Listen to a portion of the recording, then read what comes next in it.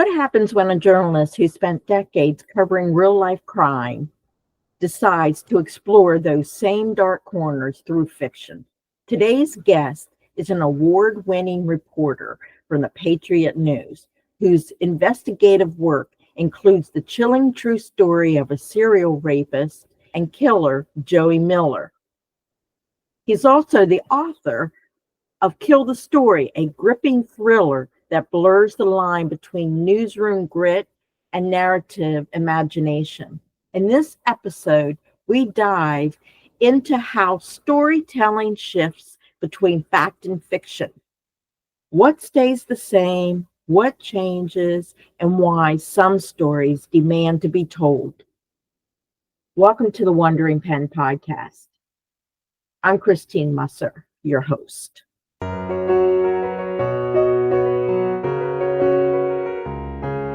Welcome to episode 30. Today's episode took place on Monday, July 28th, 2025. My guest is John Luciew. John is an award-winning journalist and acclaimed author known for his fearless reporting and gripping fiction. With over 3 decades of experience in the newsroom, most notably at Penn Live and the Patriot-News in Harrisburg, Pennsylvania, he has covered some of the most pressing issues in politics, public safety, criminal justice, and institutional accountability. As a novelist, John channels the urgency and depth of his reporting into fast-paced thrillers like Kill the Story, Zero Tolerance, Fatal Deadlines, and the Amanda Creed series. His fiction often draws from real-world events, blurring the line between investigative journalism and storytelling. His nonfiction titles, including Suspect/Victim and Catastrophic, take readers deep into true crime and real medical controversies.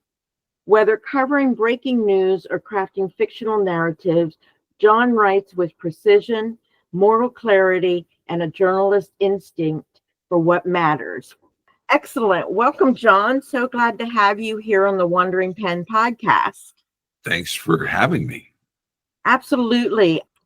Of course, I first met you when you're doing a local story here for the Patriot-News. And as I went through and looked at, as a storyteller myself, and researcher, I had to look up a little bit of information about you. And I saw that you're also an award-winning author.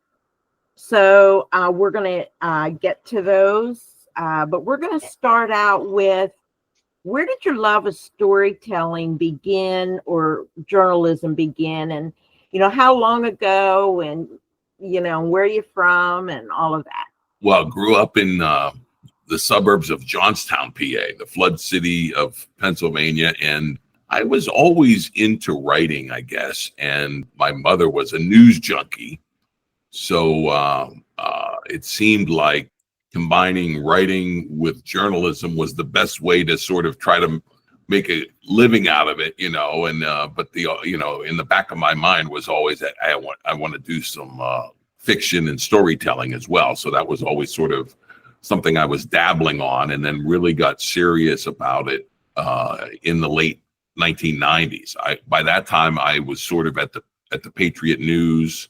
I joined them in 93. I was up in Sunbury, which is on the Susquehanna, about an hour north of Harrisburg, for about 4 years out of college, out of Penn State. And the Patriot at that time was, a big regional newspaper, a career newspaper. A lot of people spent their whole careers there.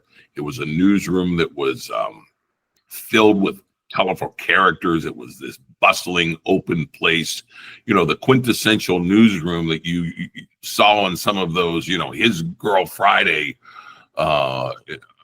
movies, that idolized that environment. So it was a great place to sort of experience as a young reporter and to learn from. And that environment of the newsroom and the characters and all the stories I found that some of the best stories never got printed. You know what I mean? You could only print the facts. What does the New York, all the news that's fit to print.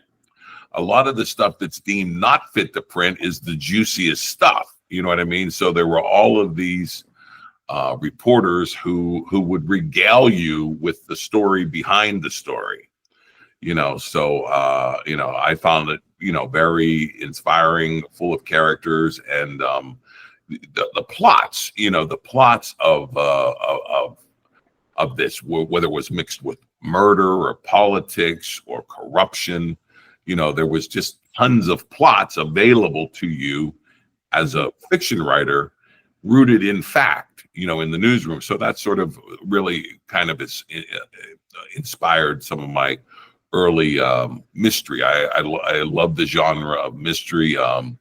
James Lee Burke, I've been reading him since college in the 80s. He's one of my favorite writers.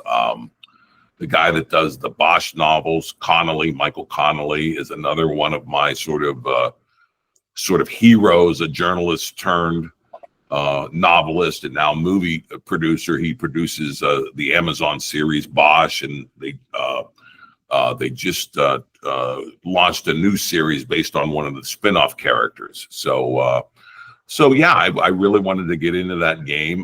My timing was both good and bad. I got my first deal with Simon & Schuster in the early 2000s. So yeah, my first book, Fatal Deadlines, came out in November of 2003, and it came out as a mass market paperback, which was, the pocket-sized pulp paperbacks, but that was the format that most of the mystery writers would break in. They'd break in as a in paperback, and then build their readership and go to hardcover eventually. Unfortunately, right around 2003, the baby boomer population that was the big readers of mysteries were their eyes just didn't adjust to the small print of those mass market paperbacks, and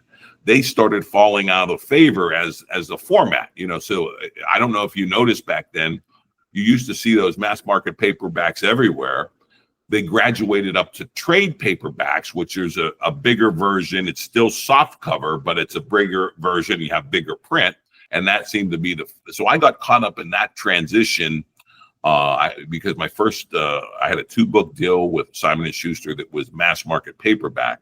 But what happened was, by the middle of that decade, like 2005, 2006, the early version of the Amazon Kindle was taking off. Mm-hmm. And at that time, there wasn't a lot of ebook only content. You know what I mean? So I was at the beginning of the ebook craze with Amazon, and my books went into ebook and were doing very well. And I continued that and started pretty much, I started my day. I was still working full time as a journalist, but I would always devote a couple hours in the morning to my fiction, get that written, get a few thousand words written. So I really continued writing fiction, thriller and mystery fiction for that ebook market. And the economics at that time were very good. You could sell an ebook, maybe a 70 to 80,000 word ebook, which is a full length novel, mm-hmm. For around $2.99, and still make really good money, because you were selling those readers. Those mystery readers are very voracious, and once they find you, they read your whole catalog. You know what I mean? If they find you and like you. So there was a nice run, I would say, between 2006 and probably 2014, where that ebook market was very good to me, and I was able to put out, I would say, 11 full-length mystery and thrillers in that period. Now, since then, Amazon has gone to a subscription model. The market has been flooded. Now you have AI writing books. You know what I mean? So yeah, it kind of the economics of that changed, and the incentive wasn't as good. And I was spending a lot of time with my butt in a chair writing, and to crank those out. But what it did, though, all that experience in the narrative and the storytelling aspect of it really enriched my journalism, and I really got into long form reporting and writing on the journalism side, and especially with a lot of true crime that I've done over the last 8 to 10 years for Penn Live and other longer narrative projects. But so it really worked both ways. It really helped me sort of exercise my lust for the fiction and pursue that and take my shot at that market. But also it really returned. There was a really big return on investment in terms of the quality of my storytelling. Like in journalism, we call everything we write a story, but for the most part, it's not a real story. It doesn't have the characters, the narrative, the place, the setting, all the things that real storytelling has. And that's what I think I brought to the table. Mm-hmm. We're taught in journalism school. This is the old school journalism, the inverted pyramid. It's who, what, when, where, and why, all in the first paragraph, and then some quotes, a little background, and the lesser material is toward the bottom, so they can literally cut. Like when this is back when, the printer, everything was printed, nothing was online. Space was a major factor. Yeah, I don't know if anybody realizes this. In newspapers, they put all the ads in the paper first. So what's left after they sell the ads is called the news hull. So really, the newspaper is designed to sell ads, okay? So the ads get placed in there first. What's left over is for the news, that's the news hull. So you have to be able to cut the news to fit the hole that's left after they sell all the ads. And that's why they did the inverted pyramid, so that they could just cut from the bottom and paste it in there, and then send it they would take a photograph and then make one of those metal plates, and then that would be put on the printing press, and that's how they made the newspaper, printed the newspaper. But the nice thing is, I was granted, even back in the print days when print was still big, I was granted a lot of luxury by the editors of Patriot-News to go deep into some of these stories and write, for several thousand words on some of these deep dives, because the strength of the storytelling, the strength of the narrative storytelling brought the reader through that material. Whereas if it was just a stack of information with no thread, nothing pulling you through, like a real narrative leaves things to be revealed later. You know what I mean? Whereas an inverted pyramid, you're telling everybody at the beginning everything, and then just giving background. If it's a true narrative, you're revealing things as it goes. You know what I mean? You're hooking them with a scene that sets up things and foreshadows big things to come, but you're withholding things. That's the narrative. But the editors saw that the power of that allowed me to write long, even in the news, even in the print days. And certainly the one luxury of being online, where most of our audience is now online at Penn Live, there is no limit. You know what I mean? In terms of how much you can write. And we track tons of metrics at Penn Live. In other words, how many people read the story, but we also track how long they stay with each story. The narrative hold that it has on readers, they stay for minutes on end, whereas most times they're in and out of a story in 20 seconds. Mm-hmm. You know what I mean? So you hold somebody for 3 minutes, 4 minutes. I mean, that's unheard of. You know what I mean? So that's how the narrative is working, and that you hooked them. Mm-hmm. Yeah. So in your journalism, then, what I hear you saying then is that because of your storytelling, your precision in storytelling has helped in the journalism and vice versa. Oh yeah. Yes. I think the mechanics of journalism definitely enriched the fiction that I did, because in a lot of the stories, either there's a reporter who's the main character or one of the characters in the thriller. That's always part of it. So that always sort of fed into it. They always say you have to have that 10,000 hours of to become really good at something. 10,000 hours. Well, just writing all the time and getting more at ease. What to me often separates good writing from bad is just the clarity of it. They always say professors like to talk in convoluted language, but real writers hit the mark. Simplicity is so important. Simplicity, brevity, the rhythm of the language, and also the verbs. The verbs are so important because that's where all the action is. And if you have to use a lot of adjectives, you're not picking the right verbs. The verbs can convey the action more than anything else. And just a sentence that's been almost like chiseled, down, stripped of all the extra words, I think has a big punch to it. And that was all sort of the journalism side, getting, perfecting that and then putting it to use in the fiction side. And then once I got the narrative knack, the knack for narrative and character and language and, the quotes and how people talk and how people talk differently, and it conveys a lot about them. That really fueled the longer form journalism that I really developed a specialty for, in the last 15 years or so.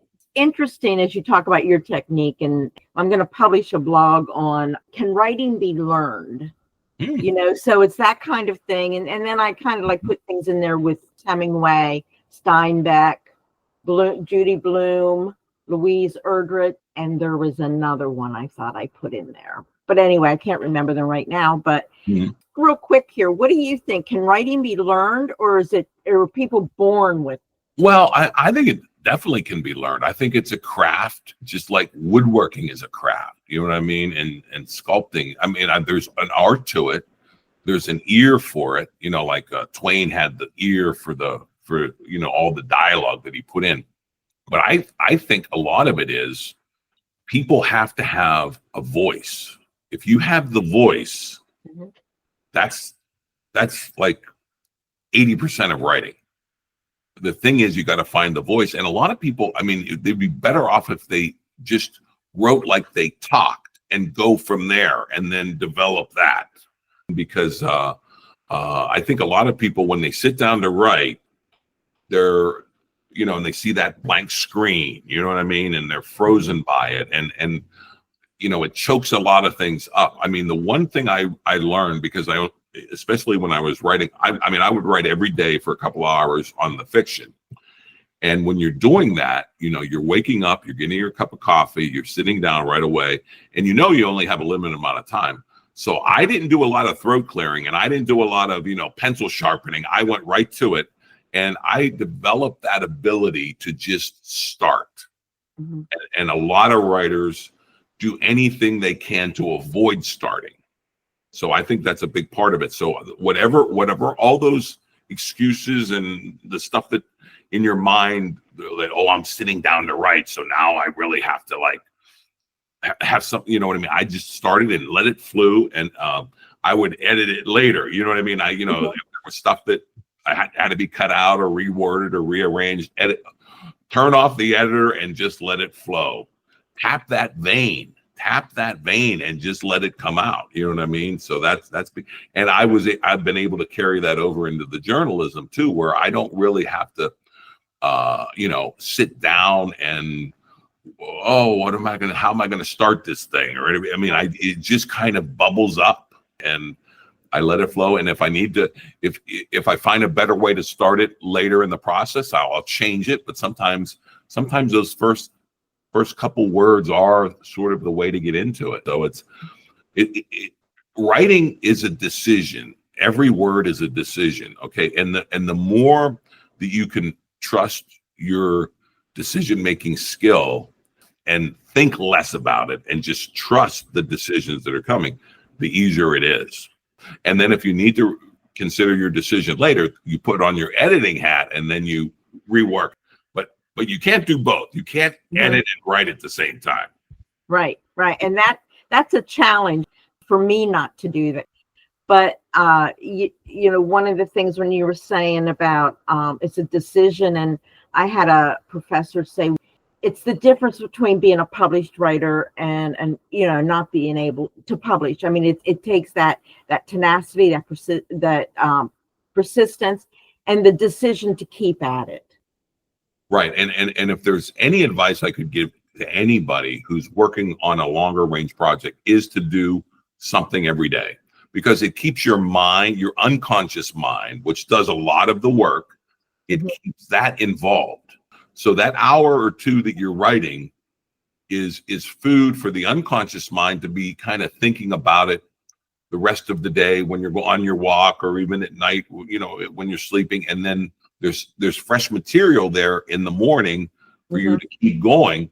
But if you break that cycle, you break that machine that's trying to keep you going. So the biggest advice is to just write a little bit every day, especially when you're working on a long range project. Yeah. Well, thank you for that. I want to make sure I mention your awards and accolades. If I've missed any, I apologize, but just tell me, okay? So this is what I have. Distinguished Writer for Pennsylvania, 2013 and 2016, awarded by the Pennsylvania News Media Association. Keystone Media Award, first place in Newsbeat Reporting, 2025, again, awarded by the Pennsylvania News Media Association. Keystone Media Award, honorable mention in Enterprise Reporting, and 2025 again. And then in 2023, you had the Keystone Media Award, honorable mention in Feature Stories.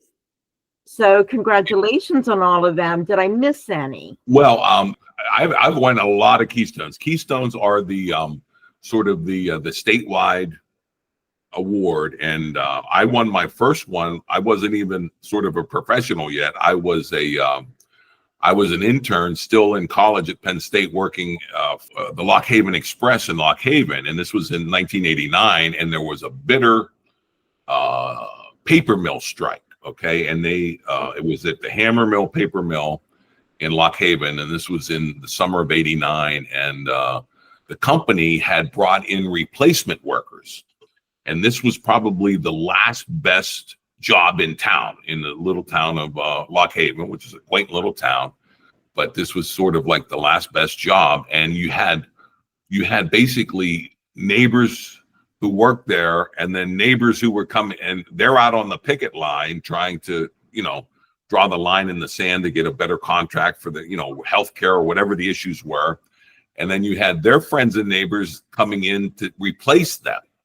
And it was, you know, tearing the town apart, you know, and we were covering it by press release. Okay. The company would make a statement about the negotiation or the position, the bargaining position, and then the union would make a statement about it.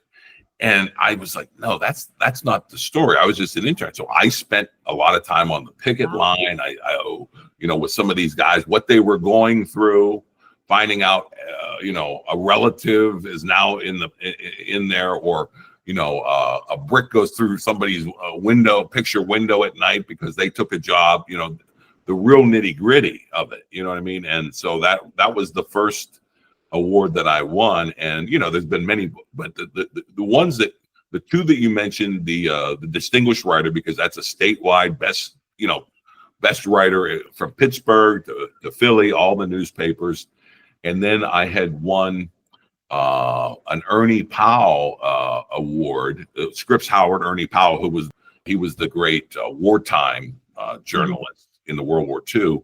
We had me and a photographer chronicled a double amputee from our area who had lost both legs in an IED attack, and he lost them so high up that he really couldn't be fitted for prosthetics. And they used this innovative technique to try to lengthen his bones. So they used there were lots of surgeries, lots of, this was not easy, and this was a long process. But they would insert this device in there in the middle of what he had left in terms of those upper appendages of his legs, and then try to lengthen it. And little by little, he got enough so he could get prosthetics, and they'll go through all that. And then he became a very prolific hockey player, like a sled hockey player. We followed that and turned that into like a 3-part narrative story that that won that award, and also won National Journalism Society award. So those were national awards that we were able to win on those. That's wonderful. Congratulations on that. That's excellent. Yeah. That's always just the icing on the cake. I mean, somehow, when you're working on a story and you're getting it right, and you really feel you're capturing something, you just get like a little, it's a buzz, it's a high, it's a look, you get that sort of, you get that feeling that, oh yeah, I'm getting this right. And then, to me, that's always its own reward. Mm-hmm. Yeah. From what I've read about you and what I hear you saying is it's really about the people and the story behind the story is what is really the interesting part. It's kind of what I try to do with this podcast. Mm-hmm. No, it's definitely the subject. It's definitely, hearing everybody's story. So what the author is you have to sort of soak it all up, soak the story up that they're telling you, but then you have to tell it. You can't just tell it through their eyes. You got to see it and experience it, and then tell it on a bigger level. You know what I mean? It's hard to describe, but you're synthesizing everything and you're taking control of it. And a lot of times when I'll sit down to write a really narrative story, I'll have, all of these notes and lists of quotes and lists of interviews, but I'll start writing with no notes, just basically how the story kind of comes through me. Mm-hmm. You know what I mean? And get that narrative arc down, and then go back later and put all the quotes in and check all the facts and everything like that. But when I'm ready to sit down, and this could be after weeks or even months of reporting on it, but then really let the story bubble up, come through me as a new version of itself. Mm-hmm. None of the versions that I've heard from the sources, because they're all just parts of the story. It becomes a new version of itself, as if, I'm the omniscient author of it. Mm-hmm. You know what I mean? Mm-hmm. Yep. The all-knowing, all-seeing author of it. Yeah. Yep. Yeah. That's an interesting way of looking at it. Now, I want to move on to actually your books. Yeah. And the one thing that I found interesting is, I had somebody on here a couple of weeks ago, a friend of mine from Vancouver, and she writes young adult novels. And hers are mainly about young boys, teenage boys, preteen teenage boys.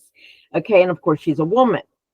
Now, here you are, a man, writing, using Amanda Creed as your the main character in your book here. Right. So how did you come across deciding to use a female, and how, from a male, how did you transfer into becoming a female? That. Right.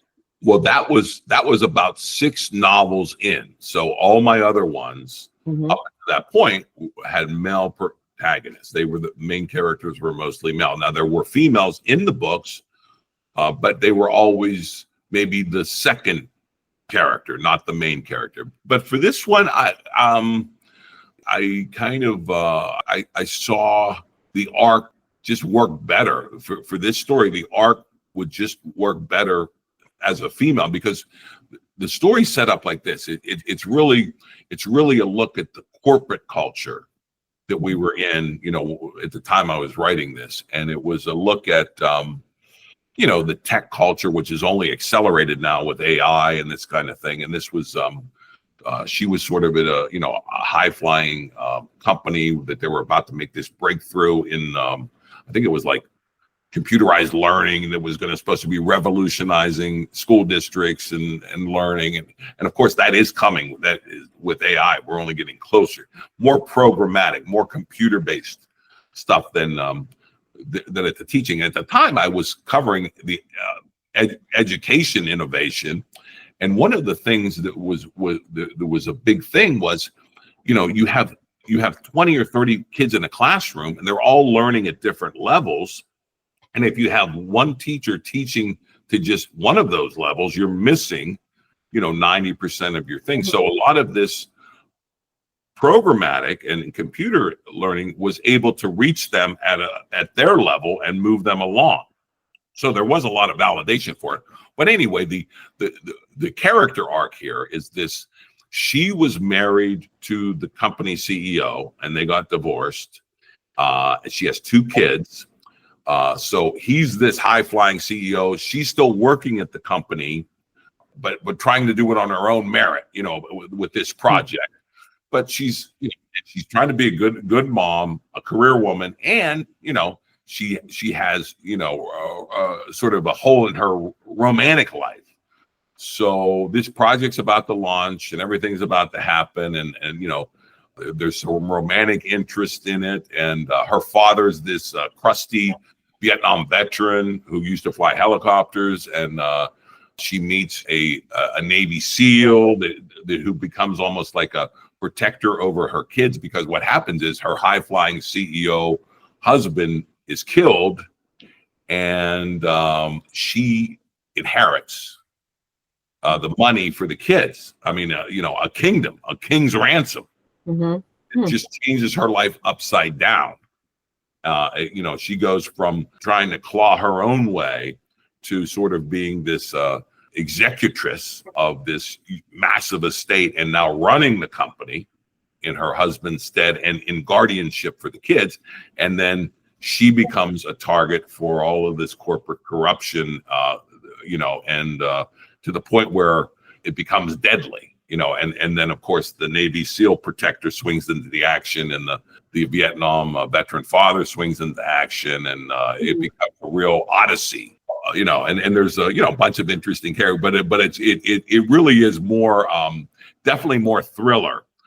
Definitely amps up the action, but I just thought the female character was the only way to go for that one, because she was going to be in a position to be buffeted by so much change, but it was all stemming from her original marriage to this Titan, the CEO, that they're divorced, but she has the 2 kids, and then they become the inheritor of this huge company, and she's put in the position to now run it. And then for her life, because this is high stakes and no prisoners, in the corporate world. Right. So do you take a blend of stories that you come across as a journalist and blend them into these, not necessarily true crime stories or whatever, but you take pieces of different things and put them into you expand whatever it is you find, you expand them, you use your creative license to do.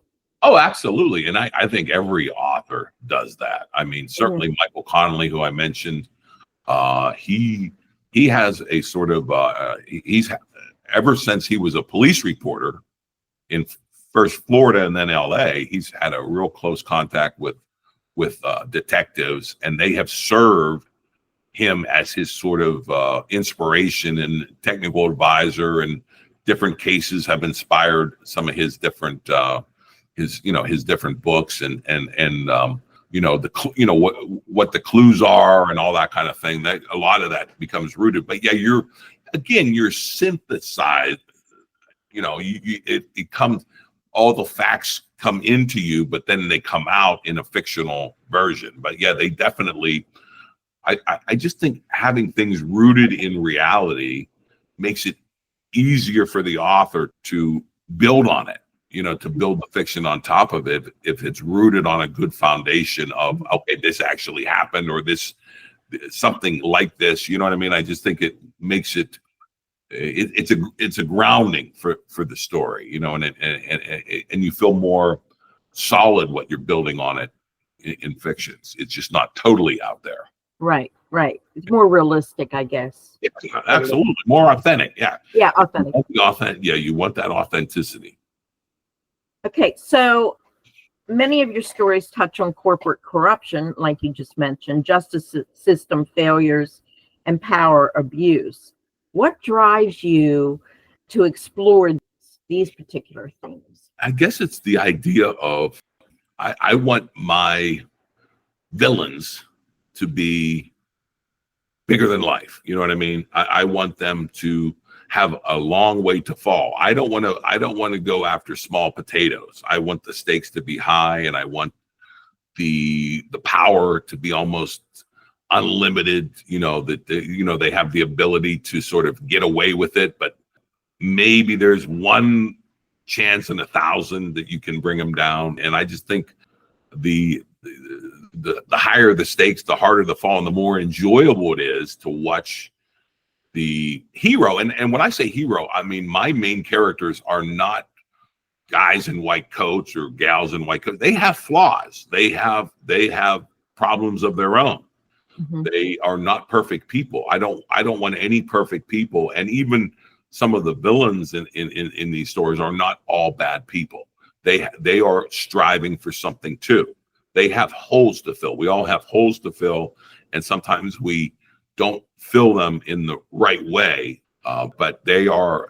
You have to understand all your characters as humans first. You know, what makes them tick. They can't be cardboard cutouts, and they can't be black hats and white hats. They have to feel real. But yeah, I just think the bigger the stakes and the more odds against winning in the end, make it a better read and make it a better payoff when you finally figure out how it's going to work out. Or, you know, and some of the endings ring hollow in some of the books where the guy knows what really happened, but it's like the truth maybe doesn't really get out the way it should have. The wrong is righted, but it's not like a total victory. In life, it doesn't happen that way. You know what I mean? Not everything gets resolved and put right. So yeah, I try to make it as bittersweet as possible on both sides. Well, would you say you do it in a it almost sounds philosophical? Yeah, I mean, is what I'm kind of like as you're doing this. I mean, it's the story. I'm not saying that you tell philosophical stories, but there's a moral to the story. Not that's not even the right word. But I think a theme. I would say, yeah, there are definitely themes, but like I forget which writer would always say, you don't need to know what the theme is to enjoy the story. In other words, so there can be larger echoes and themes, broader implications, but you don't necessarily need to know. You know what I mean? You know how like in high school, you'd go back and look at some of these great novels and this was the theme. You know what I mean? This was the message. But the author would often say that, no, I wrote a story, and if that's what you're getting out of it, fine. Maybe somebody else gets something else out of it. Right. You know, so I think it's okay to have themes in mind, but you don't want to write to the theme. You write to the story and to the characters, and if you're true to them and then something bigger rings through, fine. But it's not going to ring through for everybody the same way. Right. Everybody takes what they want out of it. When you're reading, you're part of the creation. That's the beauty of reading versus everything else. Mm-hmm. The reader is creating along with the author. The reader's mind is bringing it alive, but that's unique to that person. Mm-hmm. One reader's experience with a book, it could be totally different than another reader's experience because they are co-creators of the product in real time. Their imagination is the character that you see when you read something versus the character I see when I read something. It could be totally different. So, and your takeaway is different, your theme. So leave that to the individual. The takeaway, message and theme and morality, leave that to the individual. Just tell a good story, be true to your characters, you know, and stick the landing at the end. You got to have a good ending. Well, you know, which takes us into the next question, which do you write with a specific reader in mind or for yourself first? Who do you write for? I think you do have to write for yourself. You know, you have to entertain yourself. If you're going to spend hours and hours over multiple months working on a project, you have to entertain yourself. Mm-hmm. You know what I mean? And the writing is best when, like I said, you can just open up the vein, sit down, get it flowing. I always, you know, and this was a trick I guess Hemingway used, always stop while you have a little bit left in the tank. So the next day you know where you're picking up. Mm-hmm. And then move on from there. So that would be the always. But if you're writing, you're seeing it as you're writing it. That movie of, especially with fiction, that movie of the story is playing in your mind, and you're basically just recording it, getting down in words what you're seeing in your mind. You know, when you're really in the zone and you're in the throes of writing a novel, you're seeing it and basically just trying to get down in words of what you're seeing in your head. So there's a movie playing in your head that you're trying to write down in words. Right. You have a vision of Yeah. what you're right. Yeah. Yeah, those characters come alive, the situations come alive, the set pieces, or, you know, where things happen, mm-hmm. come alive in your head. And you just got to be able to, you don't want to be, you know, like some early writers will try to write everything, describe every, you have to be very careful with just a little bit of description to let the imagination spark. Like what I was saying about how the reader is the co-creator of the story. You don't want to describe your character down to every last mole and wrinkle, and you don't want to describe the office down to every last paperclip on the desk. You know, you want to give a little bit, some brush strokes of the character, the setting, and let the reader fill in the rest. If you look at a lot of stories, it's vivid in your head, but then when you go back and actually read the words, well, there wasn't all that much there. It was, okay, he had the jacket pulled up around his neck, and, there were, goose pimples from the cold or something. There's just enough to give you, to enliven your mind and get you to fill in the rest. I mean, that's the magic of it. I mean, to me, that's always been the magic of it. Yeah, right. As a reader first, then, writer, how little on the page can spark so much in the imagination. Mm-hmm. Coming to that, you had mentioned voice. What author can you say, or journalist, where did you find your voice? Yeah, voice, certainly for fiction, voice is hugely important. But even in journalism, voice, mm-hmm. Now you can't put, in journalism, you can't put too much of yourself in it, because, I mean, it is more the facts and that kind of thing. But I just think voice is more the rhythm. For journalism, I think it's more the rhythm of the language. I don't like long, clunky sentences. I like more staccato. You know what I mean? I like kind of almost like something a music type thing. Like a rhythm, like a jingle. Yeah. Mm-hmm.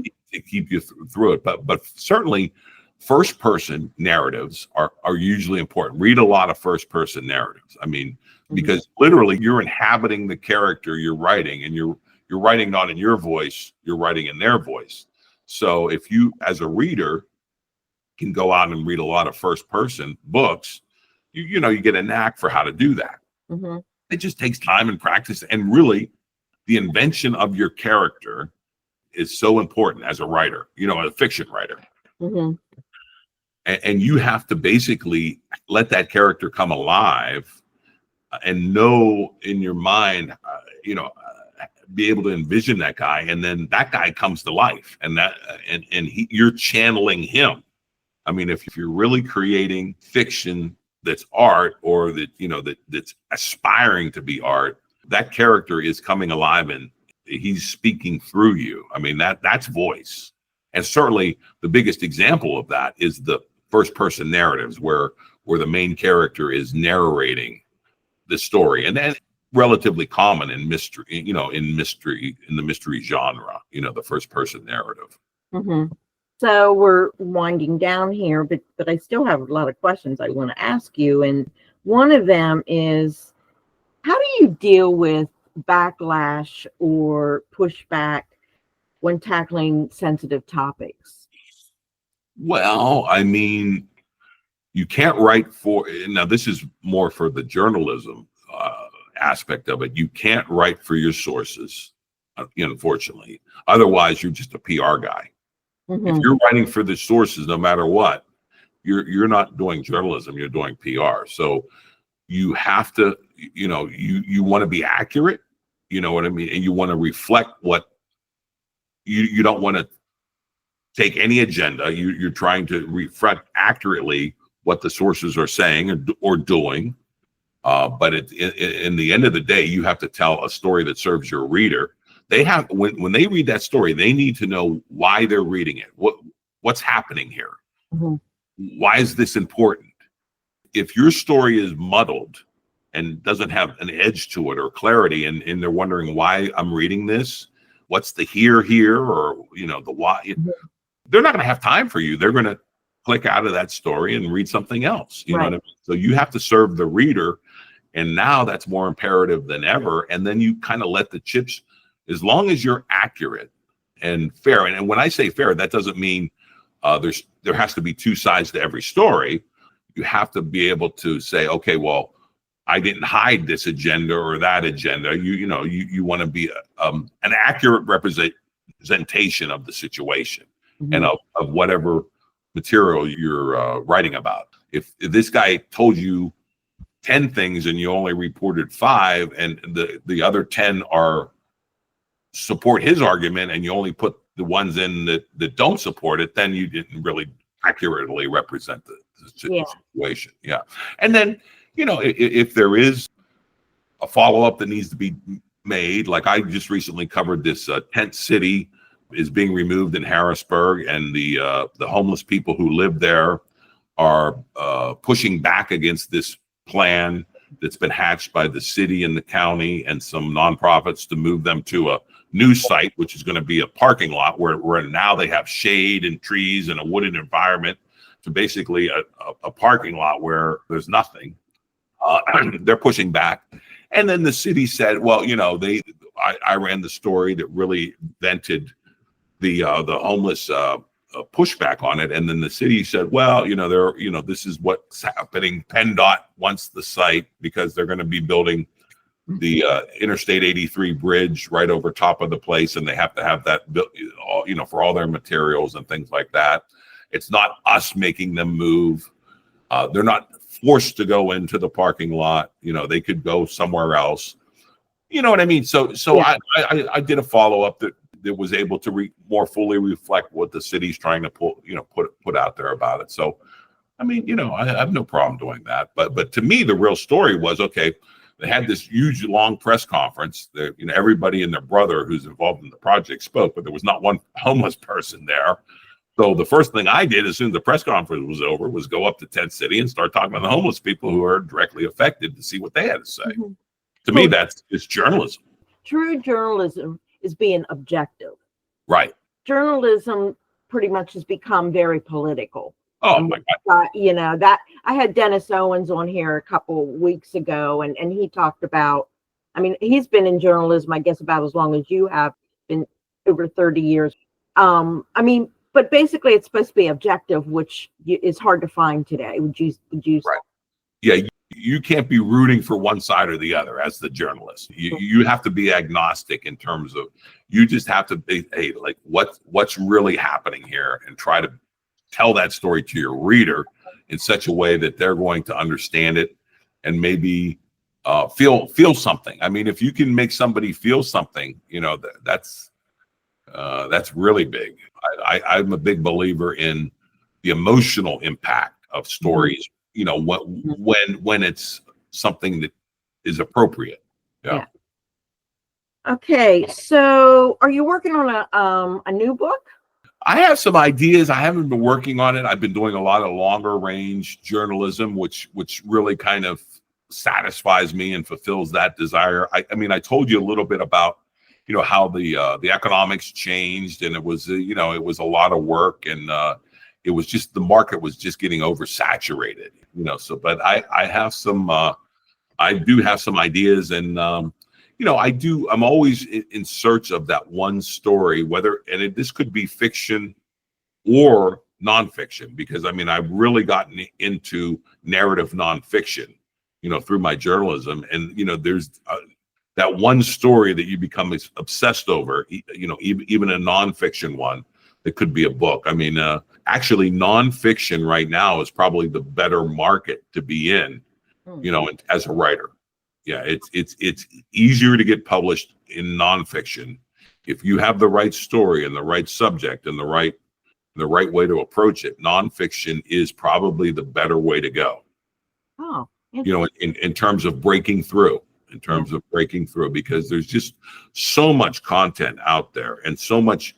You're competing with everything else for a person's time. When you're asking them to read a book, which fewer and fewer people do these days, you're competing with Netflix, you're competing with the Steelers, you're competing with everything on Facebook from their friends for that time to sit down and read something. So nonfiction, if it's the right subject and the right telling of that subject, can be the best way for a writer to break through these days. So I'm always on the lookout for that one story that's going to be that I can just own and tell, and reveal something to the world. Okay. Well, I often think of McCullough, who was a professor in Pittsburgh when he discovered the Johnstown flood in my hometown, and wrote a book on it 100 years later. And that put him on the map. And then he became the ultimate narrative nonfiction writer, historian. But it started with the Johnstown flood, something that I grew up hearing about in grade school and in the museum, and everybody knew about it for 100 years. But he took the time to go and get into the lives of those people in Johnstown who were devastated by the flood, and those multimillionaires on the top of the hill who had the hunting and fishing club, and let that dam deteriorate and flood the whole city of immigrants and workers and steel workers. Right. And told that story that was sitting around for 100 years, and it put him on the map. And he had a long career then of being the master nonfiction storyteller. And I just think about that story was sitting there for 100 years, and it took him to come along to just tell it and reveal something that had been sitting in plain sight. Right. That's the ultimate. It's a true human story. Yes. He took the time to dig in. The story had been sitting there for 100 years, and he's okay. I'm going to tell it like it's never been told before. That's the trick. Yeah. That's the trick. Yep. What do you hope readers walk away after reading your stories, whether it's journalist or one of your books? In this day and age, the best compliment that you can get is to tap a friend on the shoulder and say, you should read this. Word of mouth is more important than ever, especially in social media. And especially given the demands. They don't have to say anything nice to me, but if they say, oh, man, you should read this, or I read this good book, you got to read, you know what I mean? Give it, if you like it, tell a friend and get them on board, because readers are very precious, and there's less and less of them out there, and everybody's turning to video and streaming and everything like that. So if we can sort of have a referral from a good friend about, hey, you should read this, I'll take that every day. Okay, John, where can listeners find your books or follow your reporting?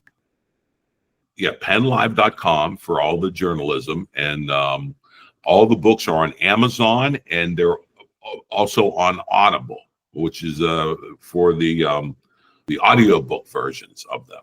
So, and they're all in both formats. Okay, so they get hard copies or audio. Yeah, trade paperbacks, so you can order, and have the physical book. You can have the ebook, or you can have the audio book, where it's voiced for you. Okay. If someone's new to your writing, which book would you start with, and why?